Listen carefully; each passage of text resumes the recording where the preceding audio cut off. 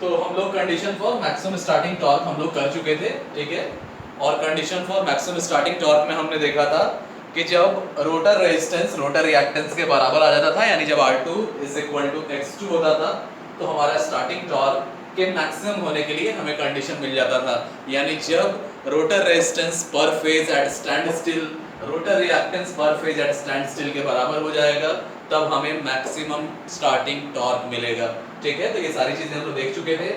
तो अल्टीमेटली हमने जो कुछ चीजें देखी थी पिछले क्लास में, उसमें इंपॉर्टेंट क्या था, तो सबसे पहले हमने देखा था कि टॉर्क जो हमारा होता है वो हमने देखा था कि फाई I2 cos phi 2 होता है। ये इक्वेशन नंबर 1 था। एक दूसरा रिलेशन हमने देखा था जो अल्टीमेटली इसी से डिराइव होके आया था, वहां हमने देखा था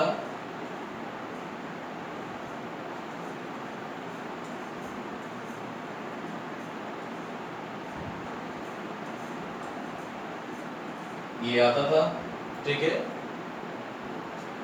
और इसी इक्वेशन सॉल्व करके बाद में हम लोग स्टार्टिंग टॉर्क लाते थे, तो यहां हमें जो फॉर्मूला मिलता था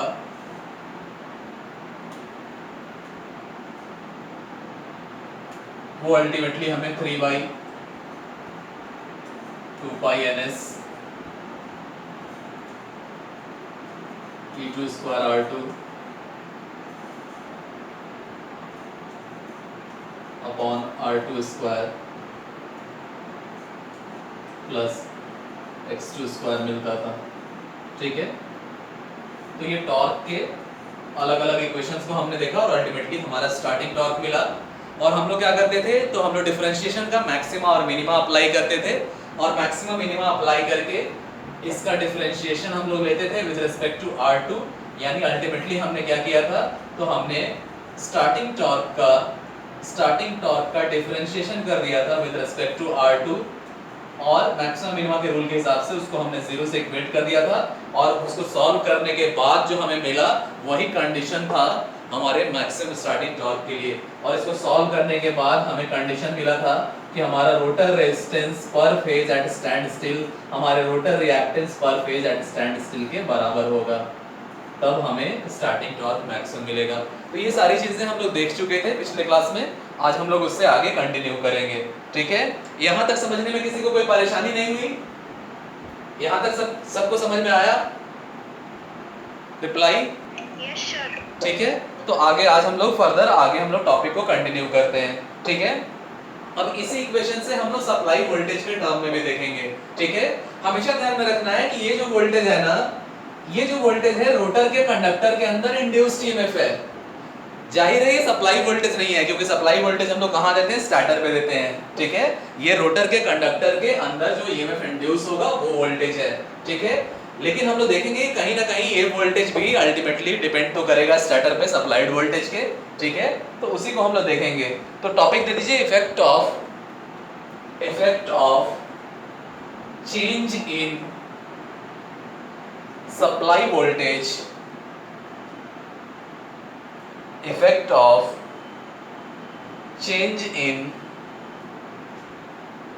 supply voltage on starting torque, effect of change in supply voltage on starting torque, ठीक है। तो सप्लाई वोल्टेज और सप्लाई में वोल्टेज में होने वाले चेंजेस, अगर हम कुछ चेंज करते हैं तो उसका क्या असर पड़ेगा, यानी सप्लाई वोल्टेज में अगर कोई चेंजेस हम करते हैं तो उसका क्या असर हमारे स्टार्टिंग टॉर्क में पड़ेगा, वो हम लोग देखेंगे, ठीक है। और यहाँ ध्यान देना है इक्वेशन नंबर 2 और इक्वेशन नंबर 3 जो है ना सेम है, हमेशा ध्यान में रखना। इक्वेशन नंबर 2 और इक्वेशन नंबर 3 सेम है। इक्वेशन नंबर 2 का ही इलैबोरेटिव फॉर्म है ये, ठीक है। जैसे ये इक्वेशन हमने कैसे डिराइव किया था, याद करो। इस इक्वेशन को हमने कैसे डिराइव किया था,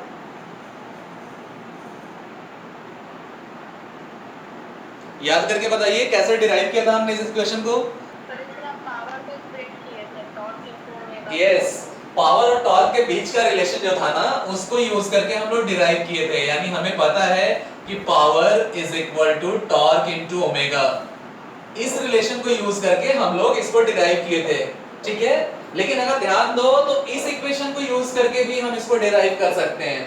सिंपली जिस तरह वहां E2 की वैल्यू पुट किए थे यहां भी करेंगे, I2 की वैल्यू पुट किए थे यहां भी करेंगे, cos phi2 की वैल्यू पुट किए थे यहां भी करेंगे, और अल्टीमेटली जब K1 जो वैल्यू आएगा ना, तो होता है क्या, हमेशा साइंस और इंजीनियरिंग में हम लोग कैसे आगे बढ़ते हैं, तो हम लोग क्या करते हैं कि इक्वेशन डिराइव करके लाते हैं, प्रोपोर्शनलिटी कांस्टेंट को हटाते हैं और बाद में एक्चुअल वैल्यू से, प्रैक्टिकल वैल्यू से प्रोपोर्शनलिटी कांस्टेंट को कंपेयर करते हैं, तब हम लोग उसके बाद निकाल लेते हैं actual value of proportionality constant. तो बाद में जब हम लोग प्रैक्टिकल केसेस से कंपेयर करके देखेंगे तो ये प्रोपोर्शनलिटी कांस्टेंट जो है K1 वो हमें इसके बराबर मिलेगा, ठीक है। तो हमेशा ध्यान में रखना है इक्वेशन नंबर 2 और इक्वेशन नंबर 3 एकदम सिमिलर है।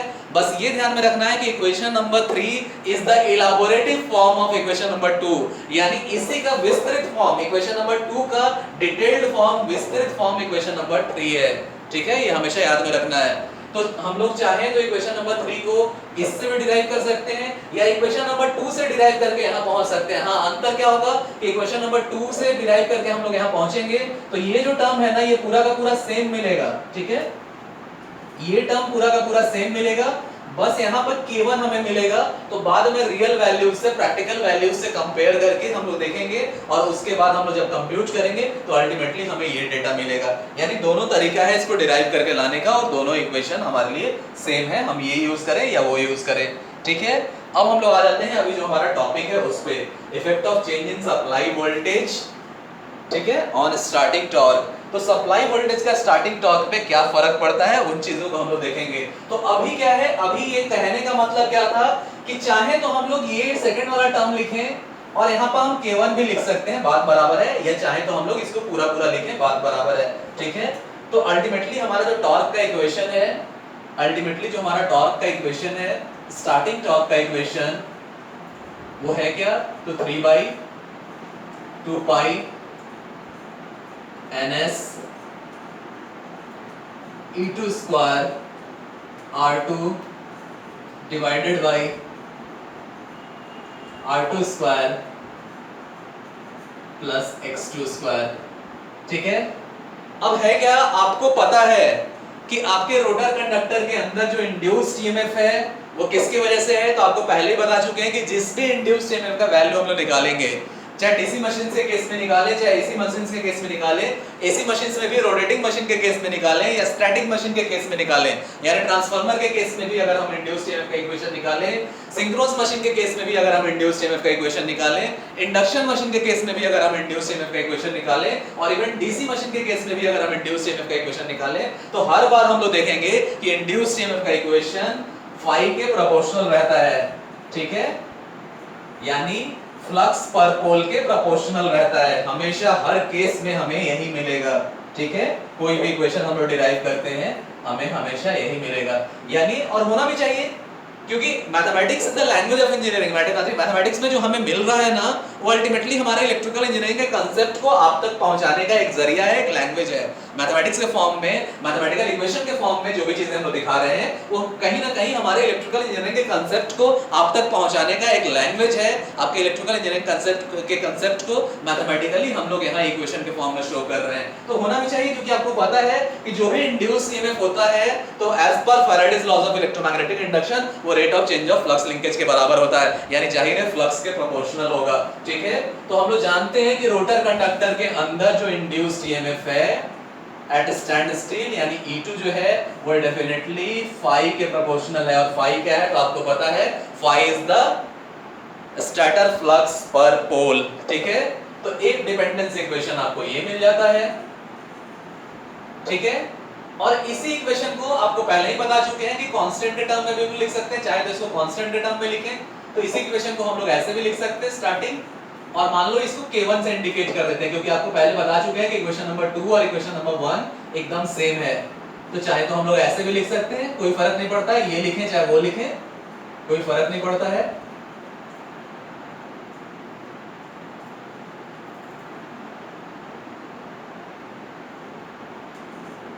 ठीक है, तो अब क्या करेंगे, हमें ये पता है और आपको ये भी पता है कि जो फ्लक्स आपका बन रहा है स्टार्टर पे, ठीक है, जो फ्लक्स हम लोग क्रिएट कर रहे हैं स्टार्टर पे, वो फ्लक्स अल्टीमेटली किसकी वजह से है? अल्टीमेटली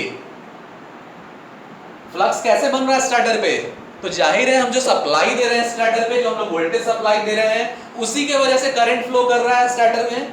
ठीक है, यानी स्टार्टर को, जो आपका स्टार्टर है ना, स्टार्टर को जो हम लोग 3 फेज सप्लाई दे रहे हैं, स्टार्टर को जो हम लोग 3 फेज सप्लाई दे रहे हैं, ये 3 फेज सप्लाई देने वाले वोल्टेज के वजह से ही आपके स्टार्टर के कंडक्टर में करंट फ्लो हो रहा है, और स्टार्टर के कंडक्टर में करंट फ्लो हो रहा है, तो कहीं ना कहीं आपका फ्लक्स बन रहा है, क्योंकि आपको पता है कि आपका जो फ्लक्स है वो डायरेक्टली प्रोपोर्शनल टू आई है।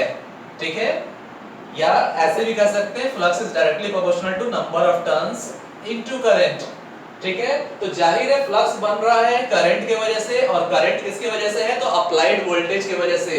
यानी अगर V वोल्टेज हम लोग इस पे अप्लाई कर रहे हैं, अगर V वोल्टेज हम लोग स्टार्टर पे अप्लाई कर रहे हैं, तो V वोल्टेज के ही वजह से ही फ्लक्स बन रहा है। यानी कहीं ना कहीं हम लोग कह सकते हैं कि flux is proportional to the applied voltage V। Clear?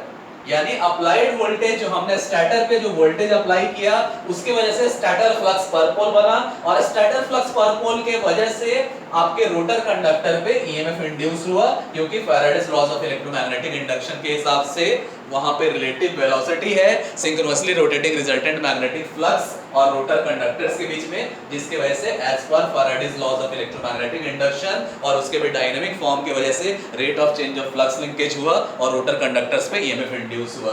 ठीक है, तो इन दोनों को जब हम लोग रिलेट करें तो हम लोग कह सकते हैं E2 is directly proportional to V, यानी रोटर कंडक्टर के अंदर जो इंड्यूस्ड ईएमएफ है वो हमारे सप्लाई वोल्टेज के, जो स्टार्टर पे वोल्टेज सप्लाई हो रहा है, उसके प्रोपोर्शनल है। मेरी आवाज आ रही है? क्लियर?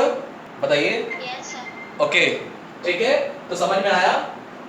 तो इसके बेसिस पे हम लोग कह सकते हैं ना कि यहाँ पे E2 के जगह हम लोग V2 भी यूज कर सकते हैं, जब आपको पता चल गया कि वो प्रोपोर्शनल है। बस एक और प्रोपोर्शनलिटी कांस्टेंट आपको यूज करना पड़ेगा। ठीक है, तो इसके जगह हम लोग कह सकते हैं, तो लिख लीजिए, लिख लीजिए,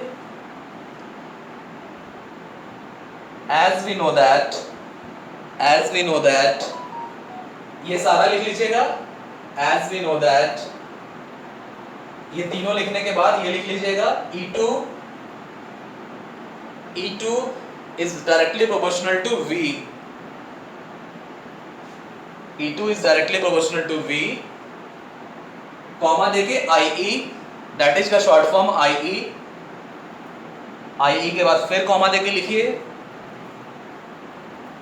the induced EMF in rotor conductors, the induced EMF in rotor conductors is directly proportional to, the induced EMF in rotor conductors is directly proportional to the applied voltage V, the applied voltage V on the stator। फिर से बोल देते हैं, the induced EMF on the rotor conductors is directly proportional to the applied voltage V on the stator, on the stator। ठीक है, और suppose that मान लो ये इक्वेशन नंबर 1 है, रेड कलर से जो लिखा हुआ है इक्वेशन नंबर 1 है, और ये इक्वेशन नंबर 2 है। ठीक है, एक लाइन छोड़ के लिख लीजिए, नाउ यूजिंग दिस रिलेशन, इस रिलेशन की बात कर रहे हैं, E2 is directly proportional to V वाला रिलेशन है, इसकी बात कर रहे हैं। Now using this relation into the equation number 1, into the equation number 1 we have, into the equation number 1 we have, ठीक है, तो यहां से ले जाके अगर इसको रखेंगे तो हम लोग कह सकते हैं ना, ये जब प्रोपोर्शनल है तो अब इस इक्वेशन के जगह प्रोपोर्शनलिटी इक्वेशन यानी डिपेंडेंस इक्वेशन, हमेशा ध्यान में रखना है, प्रोपोर्शनलिटी इक्वेशन को हम लोग डिपेंडेंस इक्वेशन भी कहते हैं। तो ये आपका नॉर्मल इक्वेशन है और ये प्रोपोर्शनलिटी इक्वेशन है, प्रोपोर्शनलिटी इक्वेशन को ले जाके इसमें रख रहे हैं, तो ये भी प्रोपोर्शनलिटी इक्वेशन बन गया। हम लोग कह सकते हैं यहाँ पे कि V2 स्क्वायर, E2 के जगह V2 को हम लोग रख दे रहे हैं, क्योंकि आपको पता है E2 प्रोपोर्शनल है, डायरेक्टली प्रोपोर्शनल है V2 के।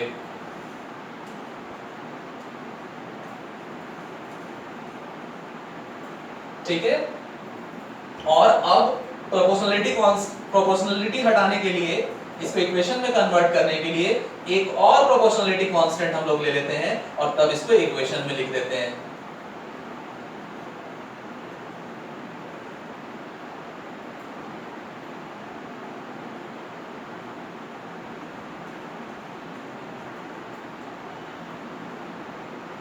ठीक है, तो ये अल्टीमेटली एक और इक्वेशन मिल गया और यहां लिख लीजिए वेयर k3, यहां लिख लीजिए एक नया प्रोपोर्शनलिटी कांस्टेंट हम लोग लिए हैं k3, तो लिख लीजिए where k3 is another proportionality constant, k3 is another proportionality constant. ठीक है, मेक इट इक्वेशन नंबर 3। और इससे आपको पता चल रहा है, अब देखो इससे डायरेक्टली आपको पता चल रहा है कि आपका starting torque applied voltage on starter के प्रोपोर्शनल है। आपका starting torque applied voltage on starter के प्रोपोर्शनल है।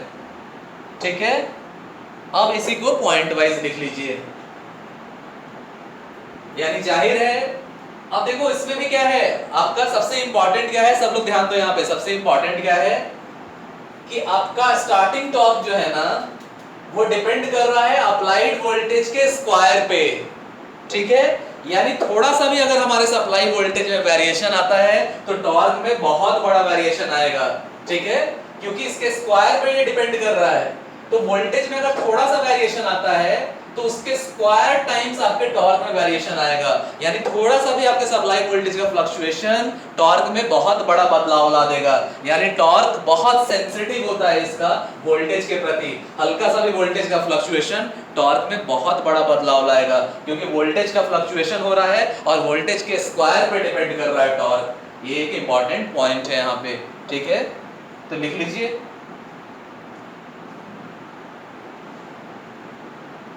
from this, या छोड़ दो, from this से नहीं शुरू करते हैं, नया लाइन from से मत शुरू करो, लिख लो here it is very much evident that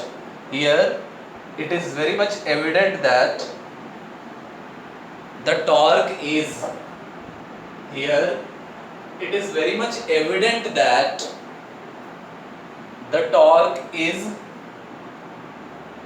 very sensitive to any change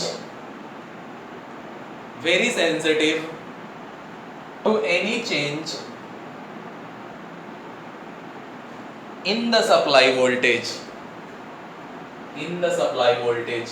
ठीक है, फुल स्टॉप दे दीजिए, यानी सप्लाई वोल्टेज पे टॉर्क डिपेंडेंट है और बहुत सेंसिटिव है, थोड़ा सा बदलाव भी आपके सप्लाई वोल्टेज का एक बहुत बड़ा बदलाव ला देता है आपके टॉर्क में।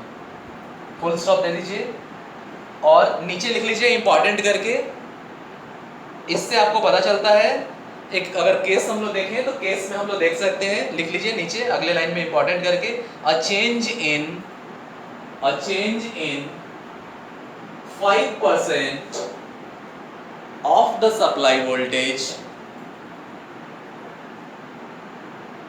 कॉमा देके फॉर एग्जाम्पल के बाद फिर कॉमा दीजिए, उसके बाद लिखिए will produce a change of approximately 10%, will produce a change of approximately 10% in the rotor torque,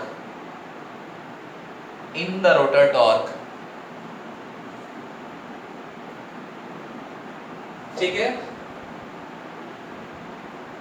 तो यहाँ पे हम लोग देख सकते हैं कि अगर 5% आपके सप्लाई वोल्टेज में बदलाव होता है ना, तो उसका नतीजा क्या होता है, 10% आपके रोटर टॉर्क में बदलाव हो जाता है। रोटर का कौन सा, तो रोटर का स्टार्टिंग टॉर्क में बदलाव हो जाता है। ठीक है, और इसी फैक्ट का फायदा उठाते हैं हम लोग स्टार डेल्टा स्टार्टर में बनाने में। क्योंकि आपको पता है कि स्टार कॉन्फ़िगरेशन से डेल्टा कॉन्फ़िगरेशन में बदलने पर हम लोग देखते हैं कि लाइन वोल्टेज की वैल्यूज में फर्क आ जाता है। ठीक है, स्टार कनेक्शन में आपका लाइन वोल्टेज जो होता है वो √3 टाइम्स फेज वोल्टेज होता है, और डेल्टा कनेक्शन में लाइन वोल्टेज फेज वोल्टेज के बराबर होता है। तो जाहिर है स्टार और डेल्टा कॉन्फ़िगरेशन में अगर स्टैटर वाइंडिंग को हम चेंज कर दें तो स्टार और डेल्टा कॉन्फ़िगरेशन में स्टैटर वाइंडिंग को चेंज करने की वजह से कहीं ना कहीं अल्टीमेटली हम लोग वोल्टेज को बदल रहे हैं, और हम लोग यहाँ देख चुके हैं कि वोल्टेज को बदलने का बहुत सेंसिटिव प्रभाव हमारे टॉर्क पे पड़ता है। तो इसी का फायदा उठा के हम लोग स्टार्टर्स जो बनाते हैं उसमें एक जो स्टार्टर है स्टार डेल्टा स्टार्टर, वो इसी का फायदा उठा के, इसी फेनोमेनन का फायदा उठा के हम लोग स्टार डेल्टा स्टार्टर बनाते हैं। लिख लीजिए इस पॉइंट को इंपॉर्टेंट करके। The importance of this fact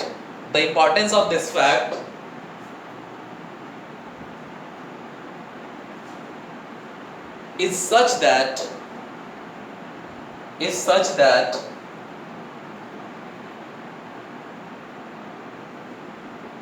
the star delta and auto transformer starters, एक और स्टार्टर हम लोग यूज करते हैं जहां हम लोग ऑटो ट्रांसफार्मर को यूज करते हैं, बताएंगे बाद में। ठीक है, तो star delta and auto transformer starters are used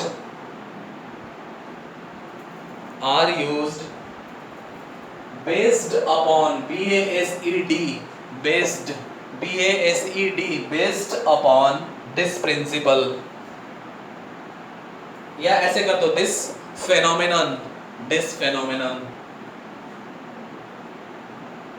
phenomenon, okay. तो इसका फायदा उठा के हम लोग स्टार डेल्टा स्टार्टर और ऑटो ट्रांसफार्मर स्टार्टर, ठीक है, ऑटो ट्रांसफार्मर में भी हम लोग वोल्टेज का वेरिएशन करते हैं। ऑटो ट्रांसफार्मर में क्या होता है, एक ही वाइंडिंग होती है, उसी वाइंडिंग से हम लोग प्राइमरी का भी काम करते हैं और उसी वाइंडिंग से हम लोग सेकेंडरी का भी काम करते हैं। नॉर्मल ट्रांसफार्मर में पावर का ट्रांसफर सिर्फ इंडक्टिवली होता है, लेकिन ऑटो ट्रांसफार्मर में पावर का ट्रांसफर इंडक्टिवली और कंडक्टिवली दोनों होता है। एक बड़ा अंतर है दोनों में, हमेशा दिमाग में बैठा लीजिएगा कि आपके नॉर्मल 2 वाइंडिंग ट्रांसफार्मर में एनर्जी का ट्रांसफर, पावर का ट्रांसफर सिर्फ और सिर्फ इंडक्टिवली होता है, लेकिन ऑटो ट्रांसफार्मर के केस में पावर का ट्रांसफर यानी एनर्जी का ट्रांसफर इंडक्टिवली और कंडक्टिवली दोनों होता है। वहां एक ही वाइंडिंग हम लोग रखते हैं और उसी वाइंडिंग से प्राइमरी का भी काम करते हैं, उसी वाइंडिंग से सेकेंडरी का भी काम करते हैं। ठीक है, वहाँ स्लाइडिंग मैकेनिज्म हम लोग सेकेंडरी साइड रखते हैं और ब्रश के हेल्प से हम लोग नंबर ऑफ टर्न्स को वैरी कराते हैं, और नंबर ऑफ टर्न्स को वैरी करा के ट्रांसफॉर्मेशन रेशियो में बदलाव हम लोग लाते हैं, और ट्रांसफॉर्मेशन रेशियो से हम लोग वोल्टेज में बदलाव लाते हैं। तो कहीं ना कहीं वहाँ भी वोल्टेज का बदलाव हम लोग यूज कर रहे हैं, और वोल्टेज के बदलाव से हम लोग देखते हैं कि टॉर्क का बदलाव होता है। इसी चीज को यूज करके हम लोग ये स्टार्टर को भी हम लोग बनाते हैं। ठीक है, तो ये सब इंपॉर्टेंट चीजें थी, effect of change in supply voltage on starting torque पे।